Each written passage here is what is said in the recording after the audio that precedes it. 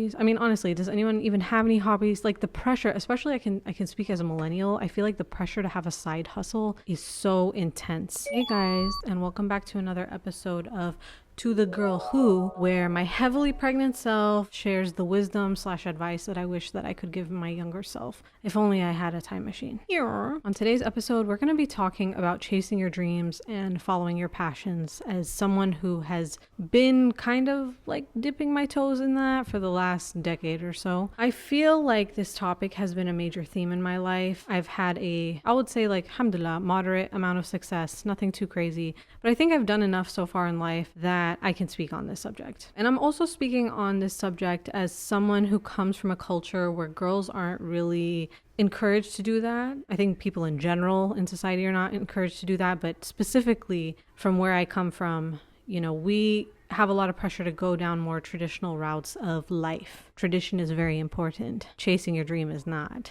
Here are the things that I would tell a younger version of myself.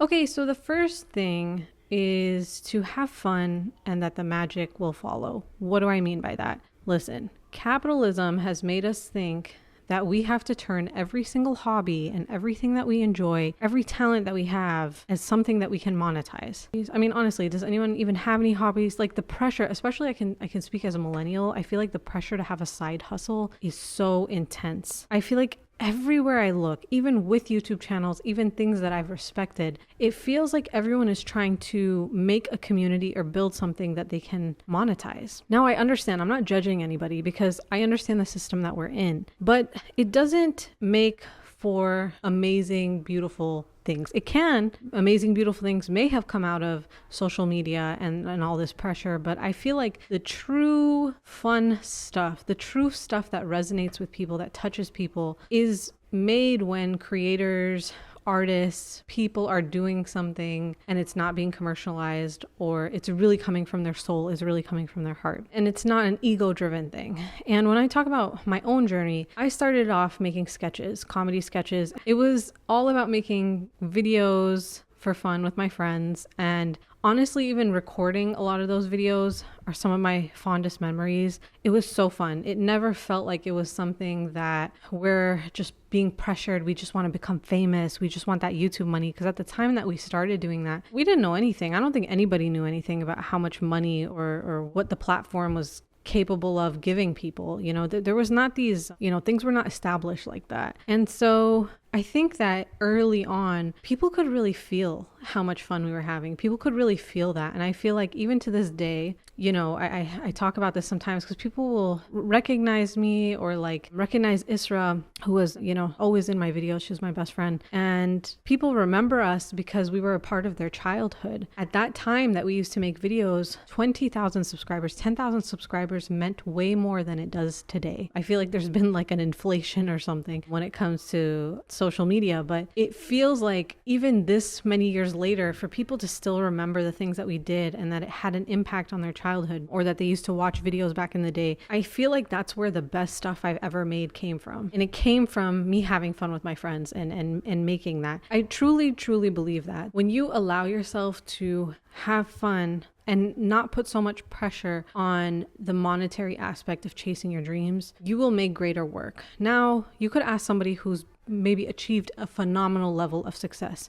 Maybe they would say, give you the exact opposite advice. But this is my opinion. And part of it also is an experience that I had last year where I filmed a comedy pilot, took a risk. And for those of you who don't know what a comedy pilot is, it's basically like the first episode of a show.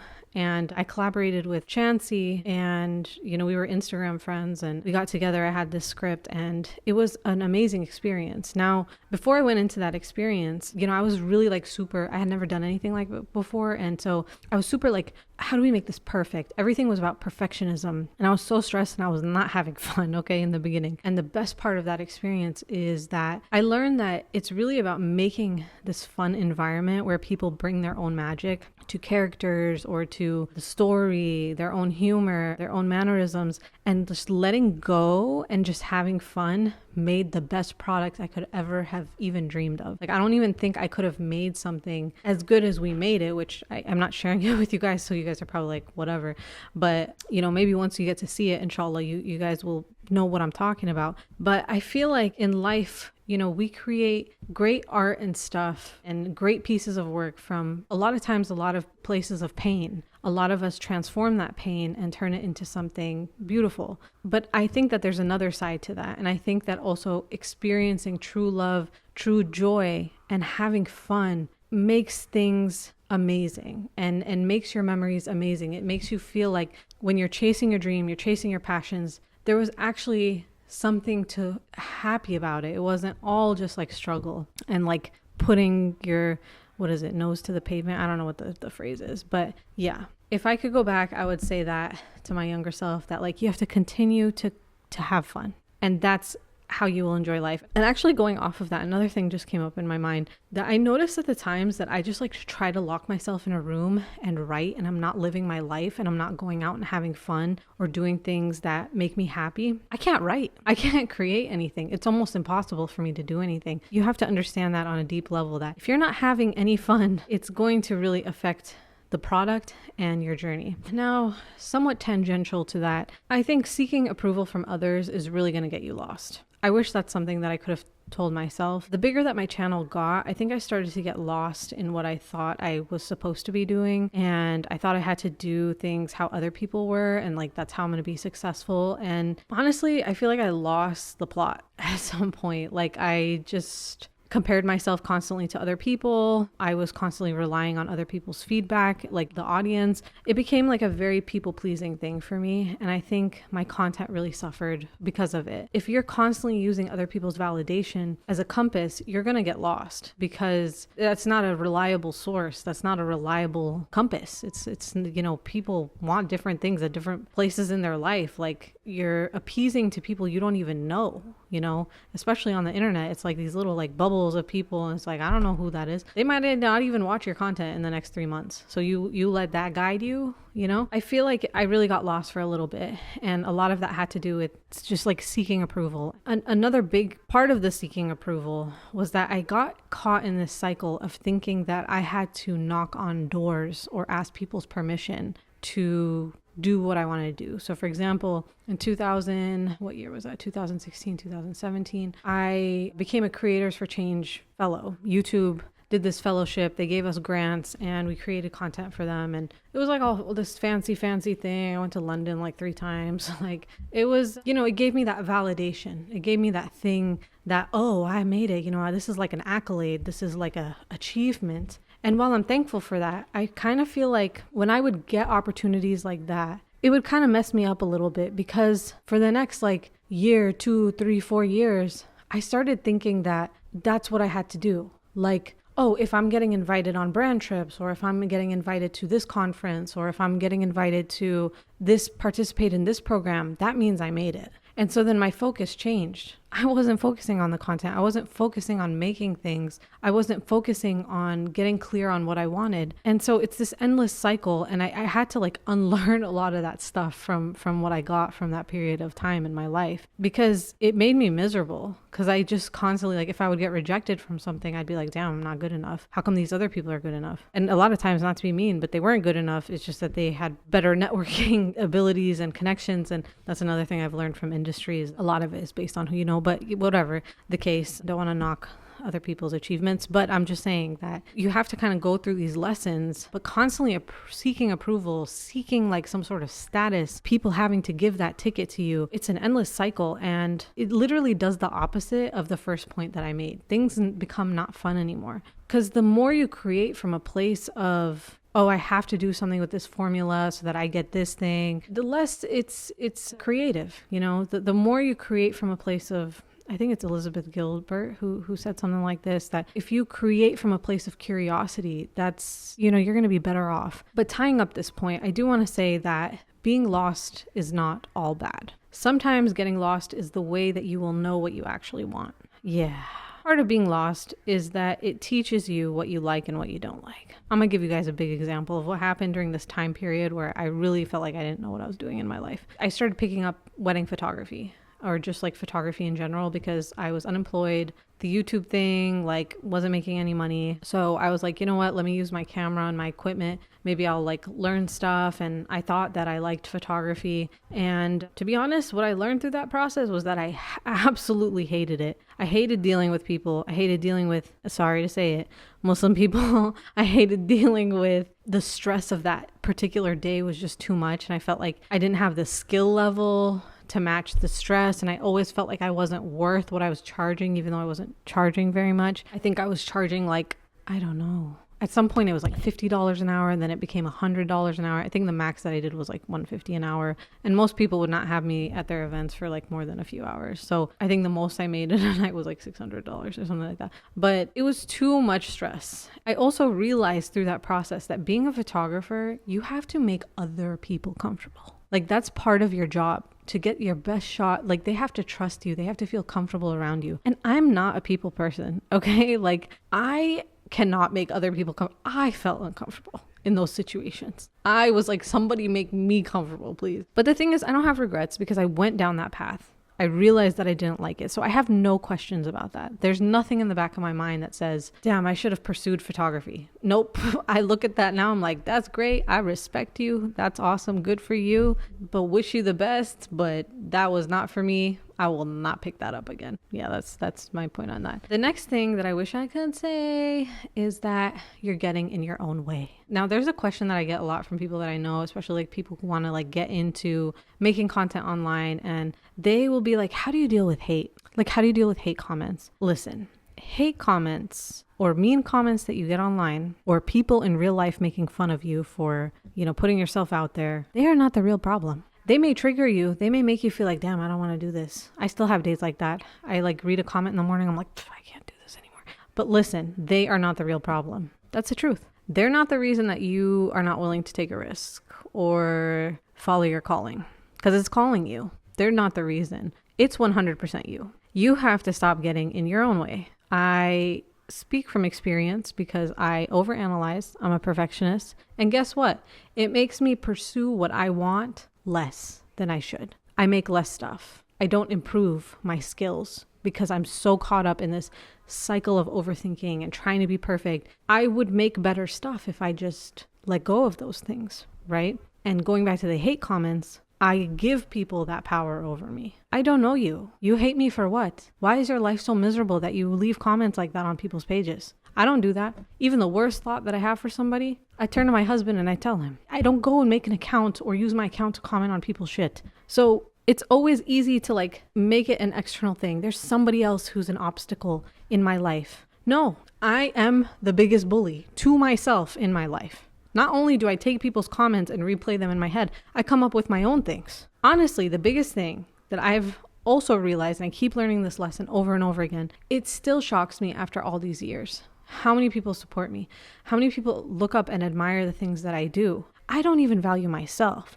So at the end of the day, I'm getting in my own way. If you will constantly, like, that is the only thing you have to worry about. Everything else, whatever. But if you're going to keep getting in your own way, you are never going to reach that dream. You're never going to follow that passion. It's just not going to happen. And that being said, my next encouragement, my next wisdom, my next piece of advice is that you have to take leaps of faith. You have to. Listen, when the scary shit is there and it's calling you, and it's like, jump, jump, like Anastasia, when she's like on the end of that boat and the devil's trying to get her in the ocean, 𝑺𒑑𝒐𝒏. That's a bad example because in that situation, you don't want to jump. But let's envision that, but let's say it was good. Then you have to. Okay. I'm going to tell you guys, I keep talking about this comedy pilot, and it's like weird for me to talk about it because like none of you guys have seen it. But if you saw it, you would be like, oh, I get it. I get why she's talking about it so much. Listen to me when I tell you that was the hardest thing I have ever done. Like skills wise, not knowing how to do something, that is the hardest thing I've ever worked on. Okay. I'm not talking about emotional things in my life, but just in general, actually all of it. That was one of the hardest things I've ever done in my life. I'm not even kidding. I was so stressed leading up to the days of the shoot. I was stressed with my day job. Everything started to ramp up. I was learning how to do all these film related skills in a matter of weeks. I did not know what I was doing. I don't know how to act. I don't know how to direct. I would literally Google things and just figure out what to, I didn't know. I didn't know what I was doing. There was a huge amount of money that I was investing into it. Okay. And there was a lot of pressure. I felt like people were flying out, or like there were other people who were, showing up for this shoot and whatnot. And then at the same time, I had in-laws come and stay with us right before we left. I got to a point in terms of my stress level where I would come downstairs after hours of fixing a script, hours of doing rewrites of the pilot, hours of planning and doing whatever. My hands would hurt, okay? And I would come down and I'd see my husband, and I'd just like, I wasn't even mentally sane at that point. I would just look at him and I would just be like, hey, I just want you to know, like, I'm not okay. Like, I had to tell him that. Like, I just need you to know. I just need someone to know that, like, I'm not okay. Like, I'm not. And I truly had a moment where I thought, why am I doing this? Like, how greedy of a person can I be? I have a beautiful life. I have everything. I am like literally anything you can think of. Alhamdulillah, I have it. Why am I doing this? What's wrong with me? Why am I pushing myself to this point? And then we got to the other side of it. And when we got to the other side of it, I was like, how could I have lived my life not experiencing this? Like, how could I have gone and not done this? I would have missed out on one of the coolest experiences of my life. I felt so many things that I haven't felt in so long. Like, I have not made videos where I have laughed and like collaborated with people and had fun the way that I did. It was like an elevated version of my YouTube videos, like times a million. And yeah, so I feel like you have to take the leaps of faith, especially when it's scary, and you have to be brave, and you just have to do it, because you will be sitting there like, I don't need to do this. I want to do the comfortable thing. But you don't even know what you're missing out on. You don't even know, because you're too scared to take the risk because you think you're not good enough. You don't have to be good enough. If the opportunity is there, it's there for you. You take it. You eat that sandwich. Just do it. And going off of that, my next point is that dreams are whispers from the part of you that know that you're capable. I saw something about people who are like overly confident are usually not that good at something. It's actually the people who have doubts who actually have more skill level than they think they do. Like, truthfully, doubt is a human normal emotion. But I'm not a person who believes in coincidence at all. Okay? If you are, I'm sorry, we are not compatible. Okay? If you're the person who's like, oh, I remember I posted something about how like me and my dad were on a trip and we're like going through this random like boonies, okay? And we park at this random spot to pray, and there's like our initials right carved on the tree in the direction of where we're praying. There's a million trees like between New Mexico and Colorado. We could have parked anywhere. And then someone was like, yeah, that's a coincidence. Okay, cool. Like, that's a coincidence to you. But anyway, I digress. No coincidences. I don't believe in coincidences at all. Okay. I really believe that you are in the moment in time that you're in, and it's an invitation. When you get these nudges, when you have these whispers, these are invitations for you to discover who you are. Okay. It's to push the world forward, to do what you're supposed to do. Don't get me wrong. I don't think that everyone is meant to be an A-list actress celebrity. Okay. I think when people think of dreams, that's what we all think of, right? Like chasing my dream. That's like, move to LA. And sometimes you can go chase that dream and you'll realize that's not actually a dream. I'm not just talking about like desires or what society deems as like, this is what the top of the pyramid is. Desires for status is not what I'm talking about. I'm talking about that nagging voice in your head that keeps telling you, go buy that fixer-upper. I think you should make coffee for people for the rest of your life. Or the little voice telling you to feed people sandwiches. Or the little voice that says, maybe you should skip rocks on a lake today. Like, I sound stupid, but I really believe that we're truly guided. I really do. And I think that a lot of times we don't trust that. And I referenced that before, right? In the Wooden Spoons, when I talked about the comedy pilot that I made and the stress that came from it. Like, I didn't know how to write. I didn't know how to act. I didn't know how to direct on like a professional level. But it all worked out. And the finished product is so beautiful. If I would have sat there and just been like, let me just ignore this nagging feeling that I'm supposed to do this, take this crazy risk with Chancey, who I've never met in real life, I would have never done it. But also understand that like, this is very specific to you. It's very easy to look at other people and like mimetic desire things, like, oh, this person has this status and they want this, so that must mean that I want that too.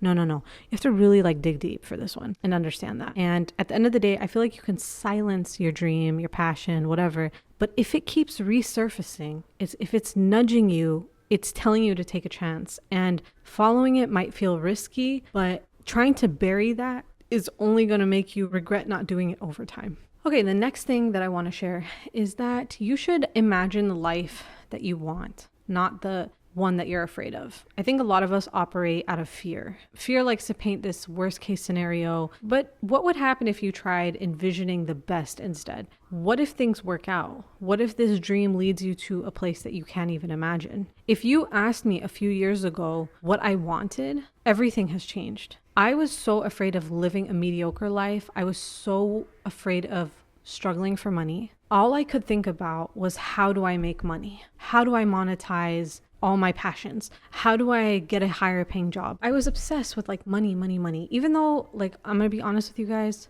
alhamdulillah, and maybe this is like me talking out of privilege, but like money is not a motivation for me. Like in general, it's not why I do things, but I felt like I got caught in this thing of like being so afraid of just giving into that fear. What I realized, especially again, after taking this risk and doing what I wanted to do, I just feel like now I know what's really important to me. I want a life where I get to work. Yes, money is great. I would love money. I'm not rejecting that. Money, money, money. Okay, listen. but I want a life where money is intentional. Money is serving some sort of purpose. I want a life where I can fund projects that I want to do. I want a life where I get to create work and do creative things and I have autonomy over it. I want a life where I feel connected to people and people love working with me. I want that. That's what I have learned over the last few years. I learned a lot of that just from taking one risk and following my dreams and following my passion on this one thing. You know, I realized through the process that like I don't really care about having fancy clothes or a super fancy house. That would be a nice little like addition, sure, but that's just me. And you have to get in touch with what you want and not build a life on like just being afraid of things, because it might guide you in the wrong direction. Now, this last point that I want to make is really, really important to me. And I feel like it's a realization that I've had recently. And that is that it's not actually about you. What do I mean by that? I think that society teaches us to think that pursuing our dreams and our passions is a selfish thing. I come from a culture where Americans are seen as very individualistic, selfish, and I can see why. I think especially when you mix hyper-capitalistic society, super individualism, yeah, that's what it is. Chasing your passion, it's all about me and it's all about my career. It can definitely feel that way. Miranda Priestley in Devil Wears Prada, she's missing her recital, her children's recital for work. Wait, did she? I don't remember. No, I don't think she did. But anyway, things come at a cost, right? But something changed my perspective, especially when I went for the thing that I wanted to do. I went in thinking ego, ego, ego. This is for me. This is my passion. This is my dream. I have to do this for myself. And I came out of it realizing that actually, I think my purpose in life is to create opportunities for other people to shine. It's to bring people together, talented people together. And it opened up my mind because I realized, wow, my dream and my passion is not even about me. It's not. On a different note, sometimes I feel like I'm a failure because of my YouTube channel. I feel like, a lot of people really shot up to success, and I don't feel like I ever really did that. I never really took off. I'm no Logan Paul. That's what I'll say that. Or even, doesn't even have to be that extreme. I'm not one of those people who made it to 500, 600,000 subscribers, monetized their audience and lived off of that. That's not me. But there have been so many times where there are people who I see online and they used to watch my channel. They have huge followings. They're so funny. They're so talented. They're young. And it makes me emotional because it makes me realize in those moments that none of what I did was ever about me. It wasn't. It was about being there for other people and inspiring other people. And I feel really honored, honestly. I feel really honored when I see stuff like that. I feel like in general, the world needs people who are brave enough to follow their passions because you don't realize how it impacts other people. You give other people permission to do the same. And those people might be a million times better than you. You're giving them that, hey, inspiration, that green light, go do what you need to do. It may feel like you're just being bold for yourself. You have to understand that sometimes there are people watching you who need that inspiration, who you haven't even seen them. You don't even know them. Yeah, those are my thoughts on following your dreams. When you're too scared to follow your dreams, I hope that this kind of encourages you to do it in whatever way that means. Just know that culture, religion, whatever else, You know, when people use that to try to keep you from doing what you need to do in the world, you have to be able to see through that. You have to be able to discern. But yeah, that's my story. I hope you guys enjoyed the video, and I'll see you guys next time. 𝐂𝐇𝐀𝐍𝐍𝒂 out. Bye.